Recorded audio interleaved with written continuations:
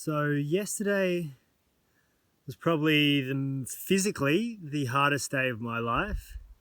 Today has been longer, it's been steeper, it's been rockier, but somehow it's been easier.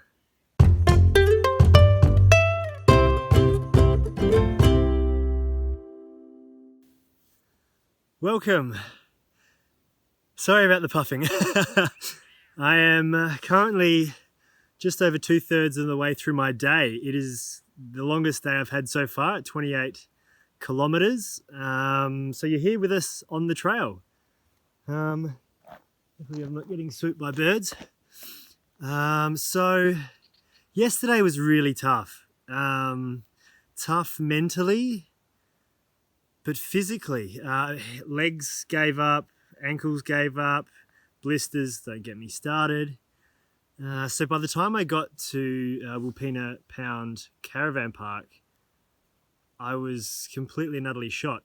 It was a almost 21 to 21 kilometer day. So understandably it's tough, but this so far, I've done 21 kilometers already today and I'm feeling tip top. Now I put that down to the possibility of three things. One, I'm either getting a bit more physically fit. Two, the schnitzel parmesan I had last night was unbelievable and it's getting me through today.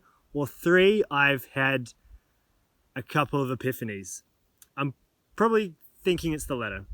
So when I woke up this morning, I was just as sore and sorry for myself as I was yesterday. I really battled to get out of bed, but when I did really early to charge all of my things, I was just feeling like absolute crust. And then I started the day and saw a couple of kangaroos, which I've seen heaps of kangaroos, but these got really close to you. But then the head sunk again and I just kept walking and my feet were killing me and I was wondering, why am I doing this? And then I just kept walking and I think I was about 5 or 6 kilometers in and was ready to just throw everything on the floor and just give everything away. And then I had to adjust these pants because I'm losing my butt. I'm sweating it off. And so I tightened them up and looked around and I was standing in the middle of a clearing and there were 30 other kangaroos all around me. Not so far, just having their morning smoko, just nibbling away. And that kind of gave me the epiphany of that if you don't actually stop and have a look around every now and then, you are going to miss some pretty important things.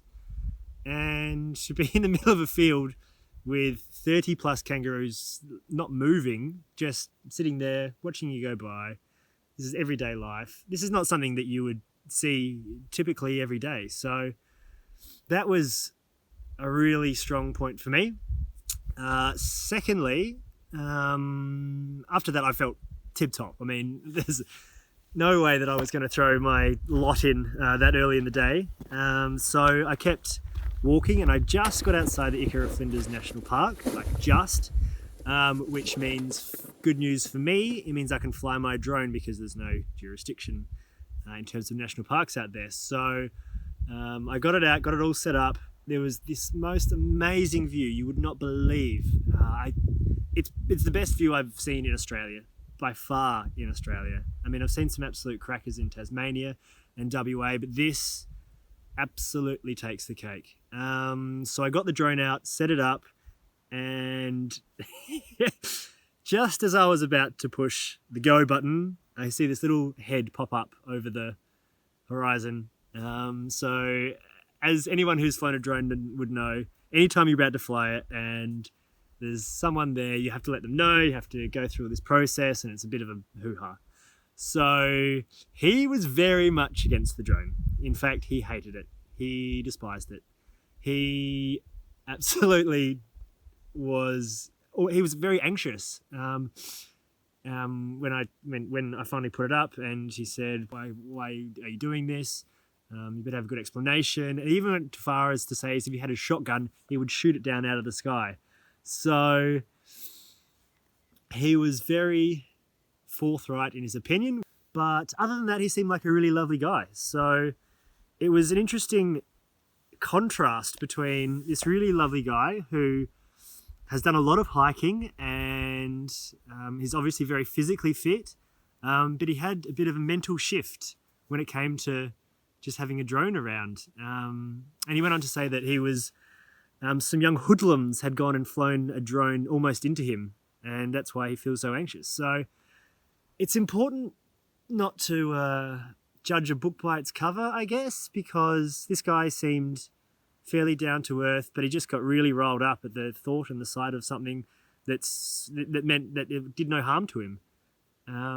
So I guess that was the second epiphany. Everyone goes through things that you're not aware of, so just be sensitive to that. And instead of flying the drone around for the full 24-minute battery time, I just went up there, took a couple of shots, brought it back down. So yeah, there's a couple of big moments that have come today, and I'm feeling all right. The sun has just gone down, which is not the best news. So when I get to camp tonight, it will be pretty much dark. I'll have to chuck the headlamp on. But yeah, so that's going to get me to Red Range tonight in about 7 or 8 kilometers time. To which I'd better get my skates on and a jumper. It is getting quite cold. All right, ciao.